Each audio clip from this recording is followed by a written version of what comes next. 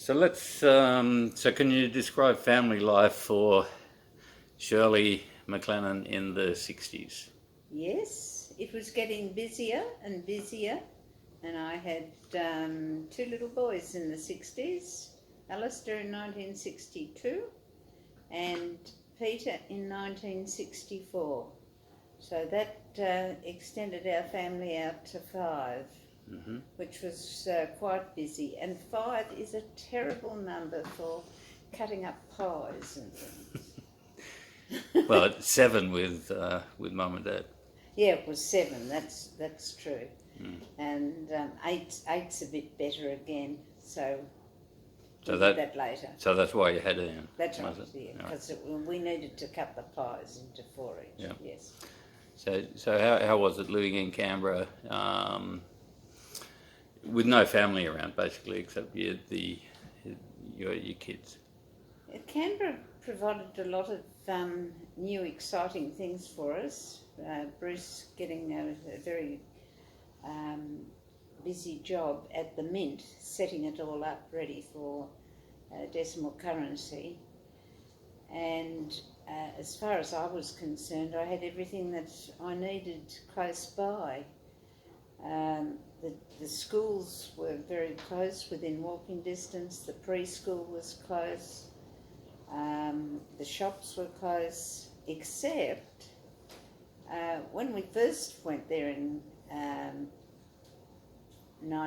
when we first went to Canberra in 1964, we had to go into Civic to do our main shopping because there wasn't anything closer.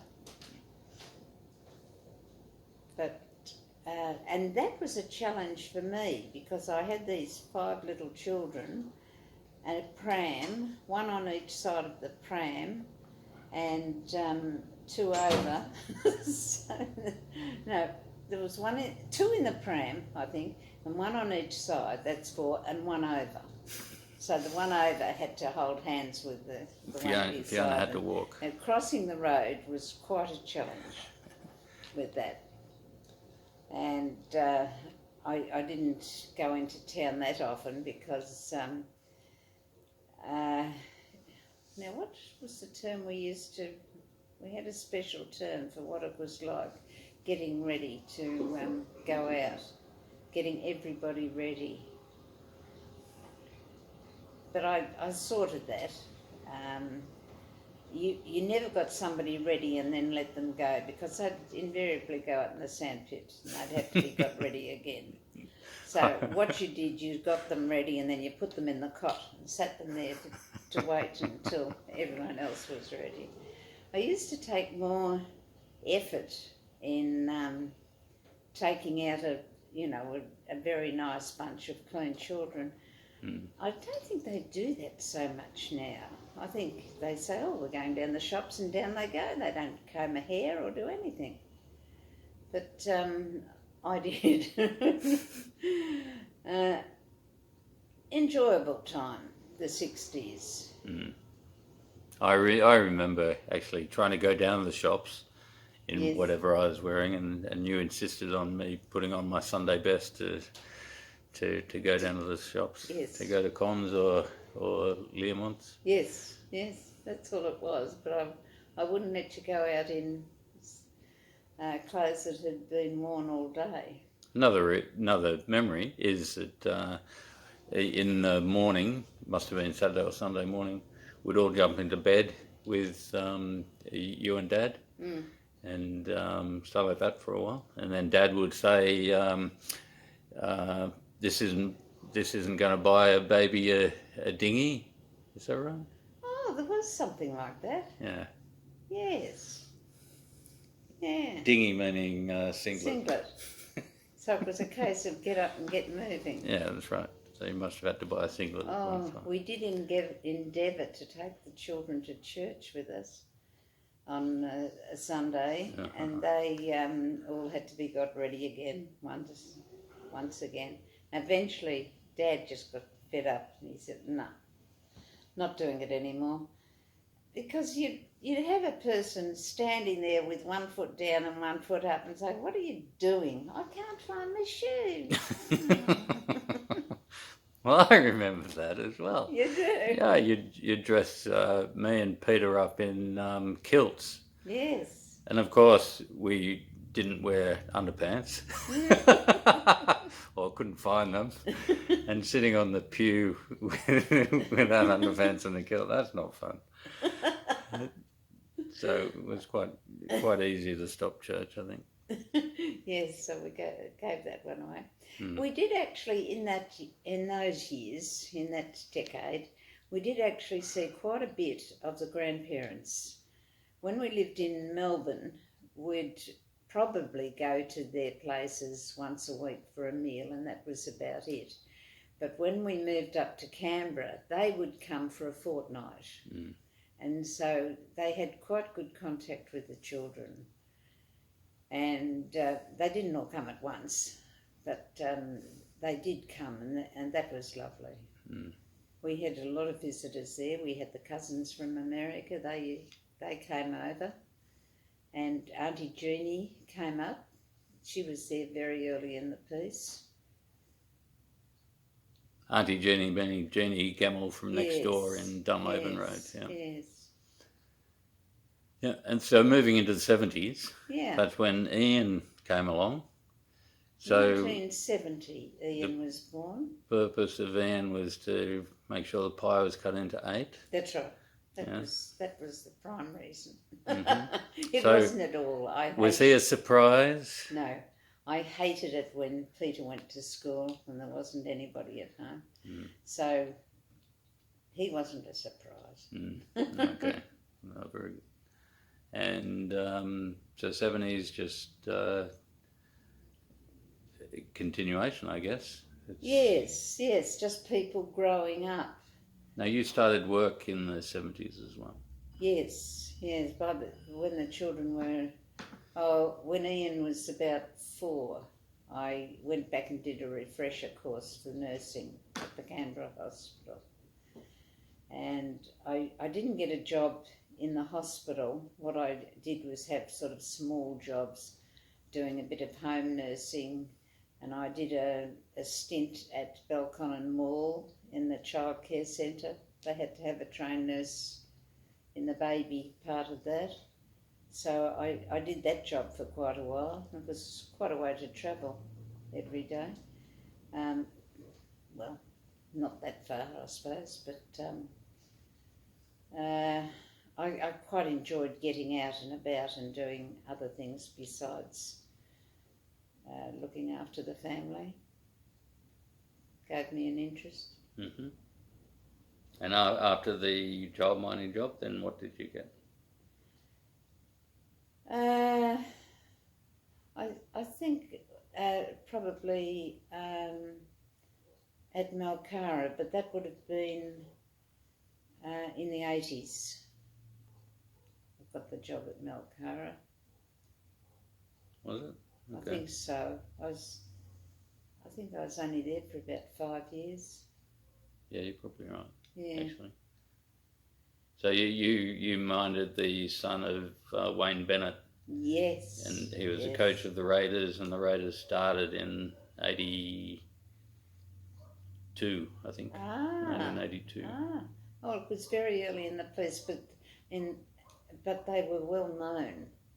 And I just thought it was lovely one day that they, Wayne Bennett and Mel Meninga came along and kicked a football around with these disabled children, and that I really thought that was wonderful. Yeah, very good. Yeah.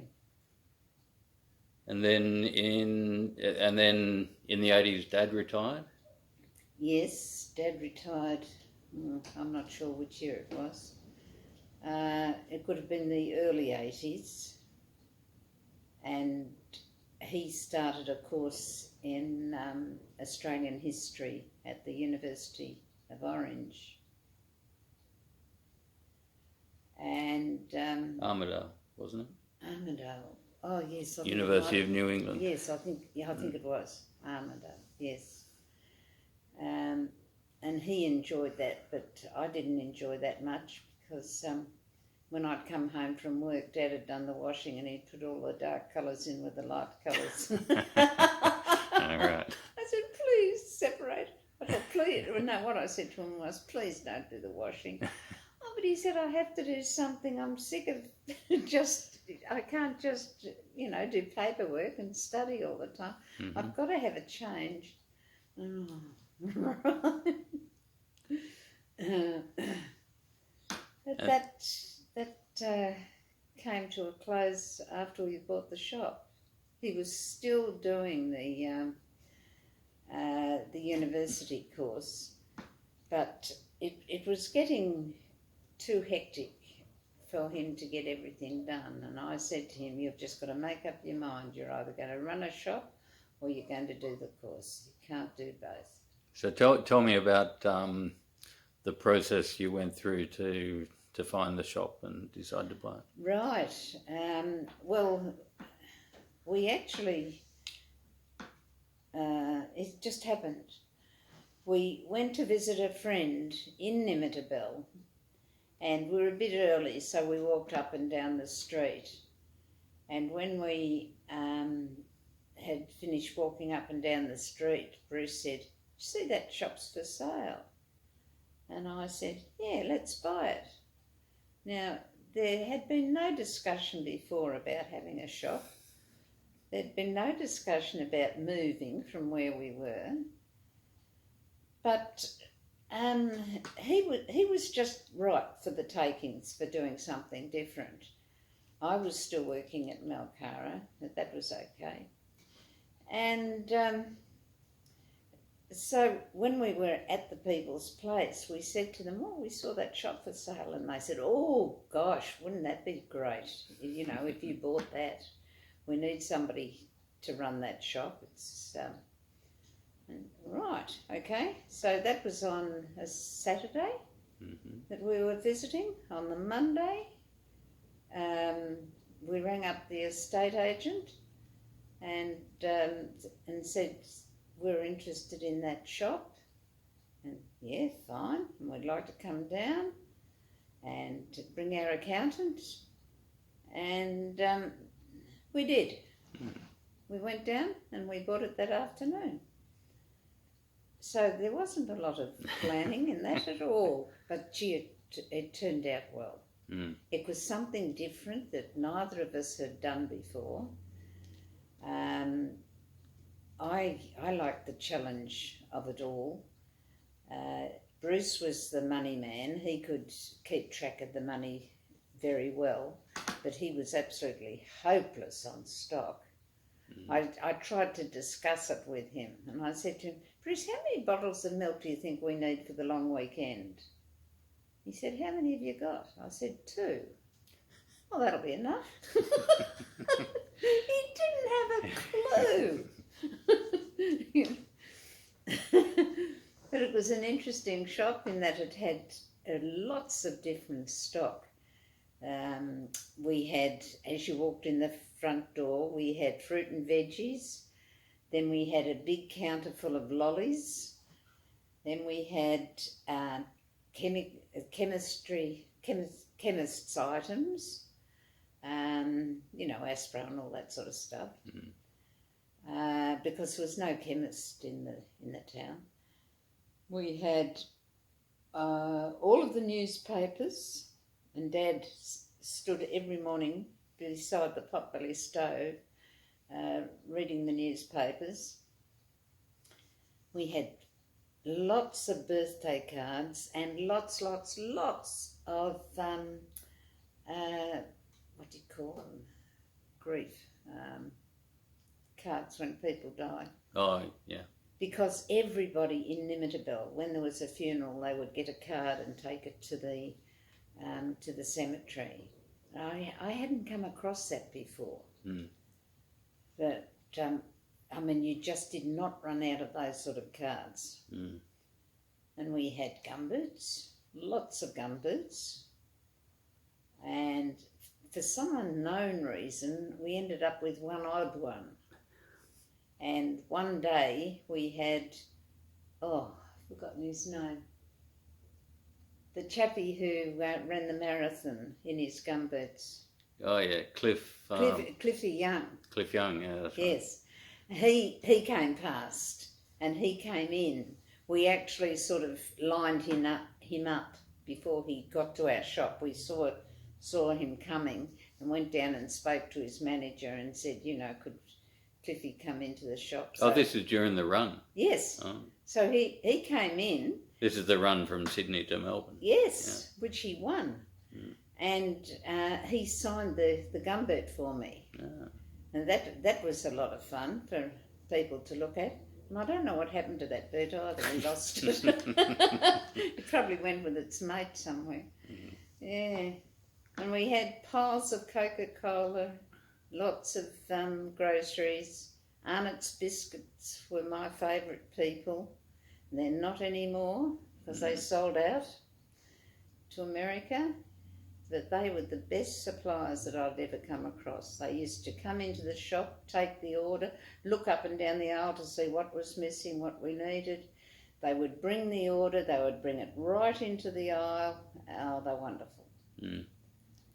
But, we sold cigarettes too. Sort of against my religion or whatever. Reformed smoker. Yeah, yes, that's right. Yeah, and describe life in Nimidabel. It's small town. What was it, 200 people or something? There were only 200 people. There were about 400 around and about, not too far away, but only 200 in the town. Nearly all of them would use our shop as a convenience store. There were the occasional ones who didn't come anywhere near us. They kept away. It wasn't their thing. Mm-hmm. And I think I really only had one customer who bought all of her stuff there. She never went into Cooma. And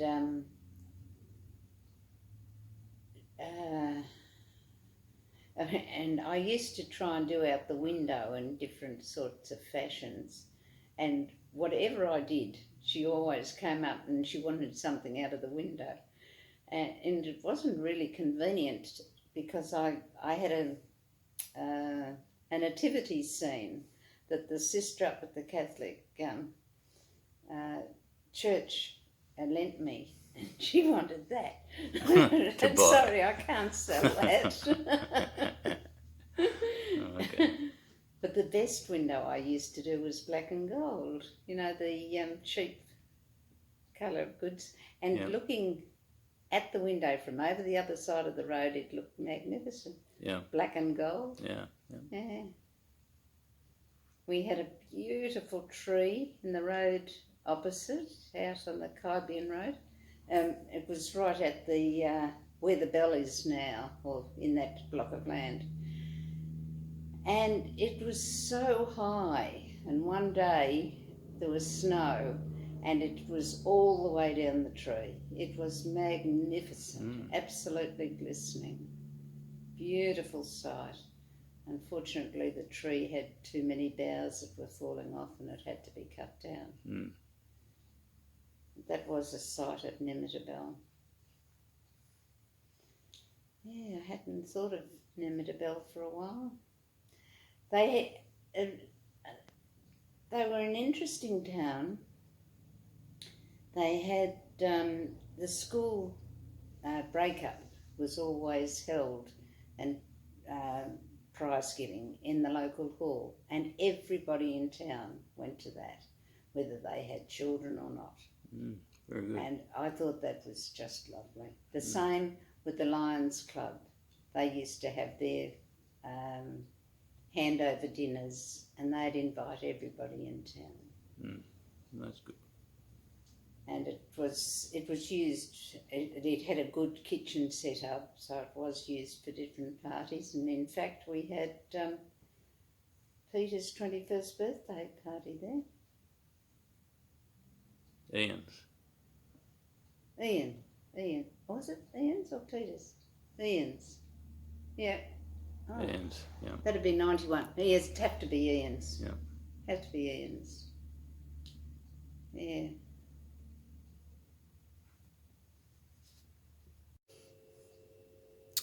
Okay, so, and why did you leave Nimidabel?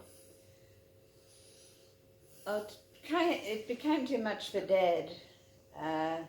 he had actually been fighting cancer even before we went there, even in Canberra, and he just wasn't able to work too much anymore, and I was not able to do it all.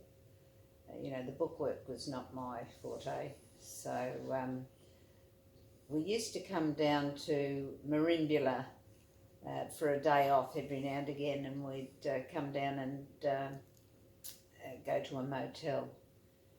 And one day we came down to Merimbula and we were sitting having lunch, and Dad said, "Oh, I saw there was a house for sale in Merimbula. What do you reckon?" I said, "Okay, we'll go and have a look." After lunch, we went to the estate agent. He took us straight up to look at the house, and we said, "Yes, thanks, we'll have that." We really did things in a hurry, but they turned out very well, fortunately. And that was Monero Street. And that was Monero Street. And Yeah. It was a nice little house.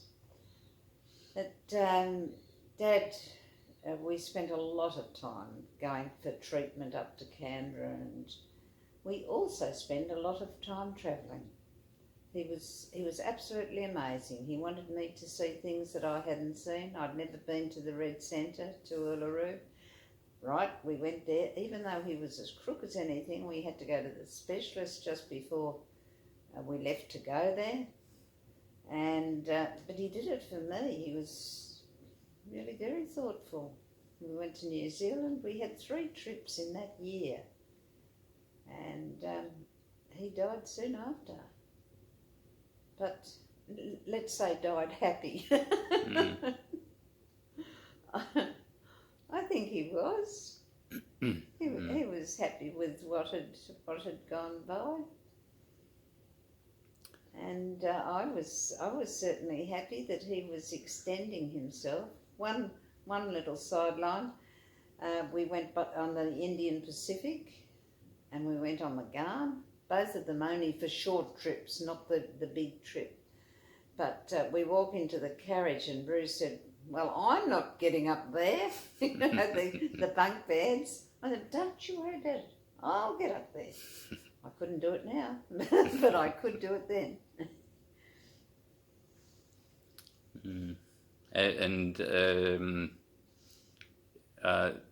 So after Monero Street, you bought this place in Sapphire Crescent? Yes, we had a little bit of money, and Dad said, "We'll go and look for an investment property." So we looked at lots of houses, and unlike the way we'd bought Monero Street, we couldn't see anything that we really thought was suitable until we said to the estate agent, "Have you got anything else?" "Oh, yes," but he didn't think we were looking for something like this one in Sapphire Crescent. And we came and looked at it, walked in the front door and said, "We'll have it." It's definitely a wow house. You walk in the door and you look out the windows out the back to the sea, and it's a wow. So we're very happy with it, very comfortable. And it's virtually on one level, so it was okay for Dad. He didn't do much outside at all. He did a little bit, but very, very little. And it was only me who had to go up and down the stairs to the laundry, and I've solved that problem now. It's got the washing machine in the bathroom upstairs, so it is virtually just a one-level house to live in. Very comfortable. It's he walked around a bit. He walked up to the water tower. He walked along the boardwalk, but we used to, I think we even walked down that hill at Lakewood. Later I used to drive the car down to the boardwalk. I didn't like that walk. And you were able to put Uncle Kevin and Auntie Olive up in your old Monero Street house. Yes, Kevin had a bit of bad luck with his business, and he didn't have anywhere to live. He lived with his daughter for a while, with his daughter. And the house became vacant. So I said to him, would you like to go there? And they jumped at it. And they were there for about 15 years until Olive got too sick. And her daughter said, we cannot drop everything and keep coming up to Merimbula. You're going to have to come back and live with us. So that's what they did. And she wasn't down there very long when she died. And Kevin's still down there with his daughter Megan. And Dad died in 1999. Yes. And I remember we were talking about the year 2000, probably in the 70s or something. Yes. And Dad said, I'm not going to be around in the 2000s, that's for sure. And I said, why not? You're not going to be that old. And he said, well, maybe. But he was right. That's right, because he was only 74 when he died. Yeah. Which is pretty young these days. And he's buried up in Nimidabel. Yes. That was Dad's choice?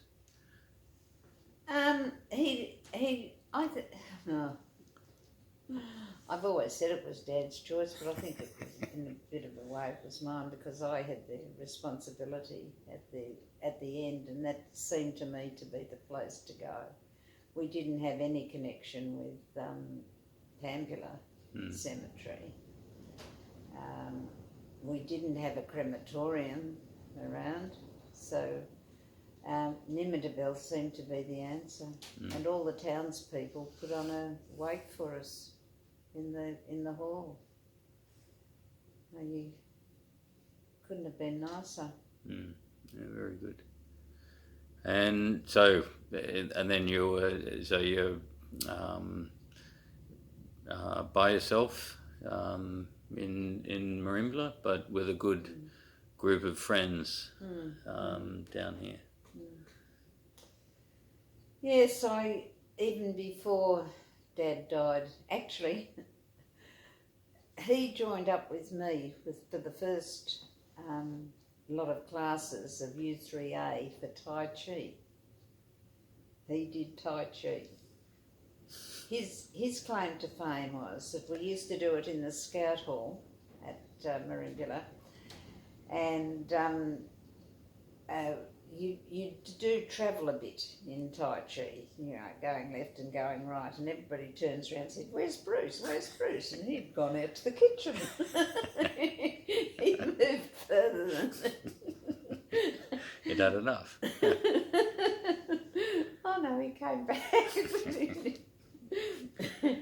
But he joined that because he wanted me to help him with the history class. He was taking a U3A class in Australian history, and he wanted me there with him doing it, which I duly did and enjoyed it. I found it fascinating. And the people who did it still say, gee, we loved that class. They enjoyed the way that he did it. And if anybody wants the papers, I've still got them, the lessons, Australian history. I remember it was Dunmore Lang. Yes. Was it? Yeah. Yes, that was one of them. And so you've joined the community in Merimbula. Made good friends here. I know you were one of the mermaids, swimming every morning. Nearly every day we went swimming. I had a very good friend in Audrey, and she had always been a water girl. She actually was a Victorian diving champion. And she always wanted a mate to go swimming with. You need a mate to go swimming with. And I was very happy to oblige. And we used to go swimming down at Mitchie's jetty, And when we got out, we used to stand on the sand and sort of, shake ourselves and dry ourselves and do Tai Chi. And that was the start of another big happening,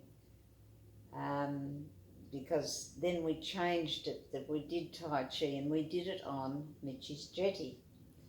And then we'd have a swim afterwards. So it was two different ways of doing it. But I had that going 5 days a week. I think I cut it down to 3 days a week, Monday, Wednesday, Friday. And one particular time with the mermaids, we had a man who used to come swimming with us. And he said one day, "What do you think you're doing? You might just as well be knitting as swimming." So we've got you, mate. We all got needles and wool and everything else, and the next day we went down, we gave him his sock that he had to knit, and we all knitted, lying back on the water, floating away, knitting away. Very good. Yes, that was fun.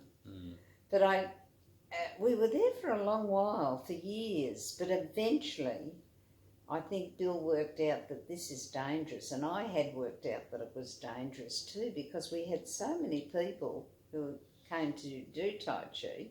I used to invite anybody who's walking past, "Would you like to join in?" "How much?" "Nothing."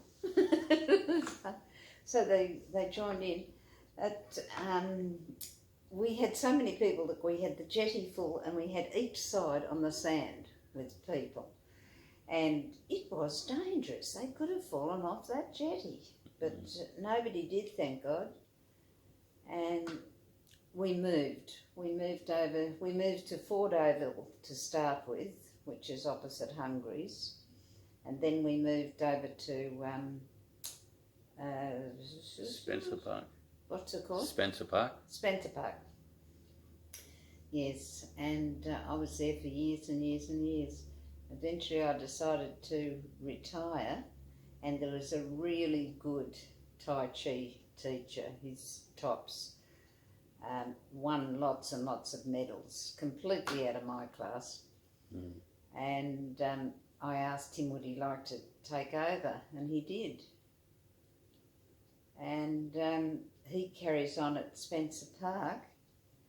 And then a couple of years later, a lot of people said to me, "Well, you know what, don't you come and do Tai Chi again?" So I started it up in the church hall. We had been doing it in the church hall for some time. And I've got a group there, 10 or 12 every week. And we're starting again. Very good. When school goes back. Very good. And a difficult subject. Peter died in 2009. Yes. That was a very difficult time. We were on a family picnic, family outing for Christmas, which was building up to be a real goer. We had a couple of houseboats, we had a couple of tents, and we were only there, I think, for maybe 1 or 2 days. And Peter wanted to take the boat out. And I said, "No, you're not taking the boat out. Heather and I are going shopping, and the boat's not going out until we get back. We don't want it moved from here."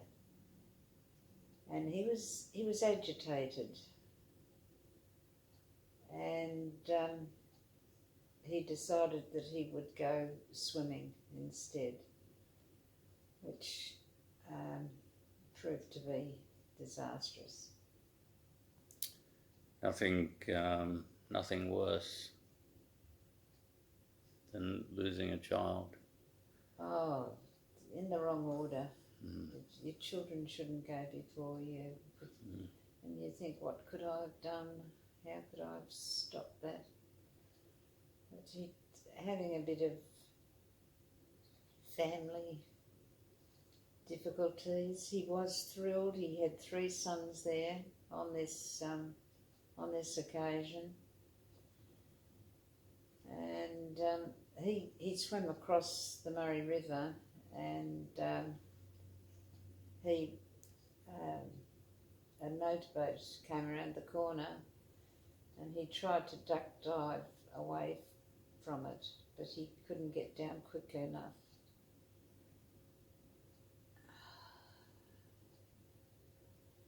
His back was shredded. It was terrible.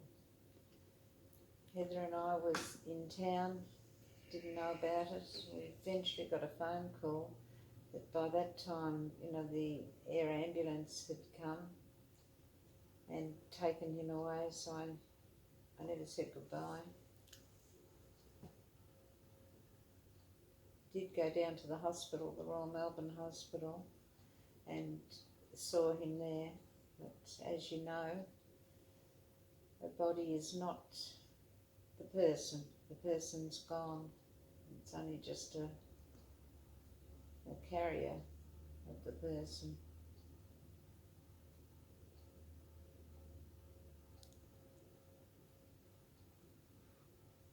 But Peter left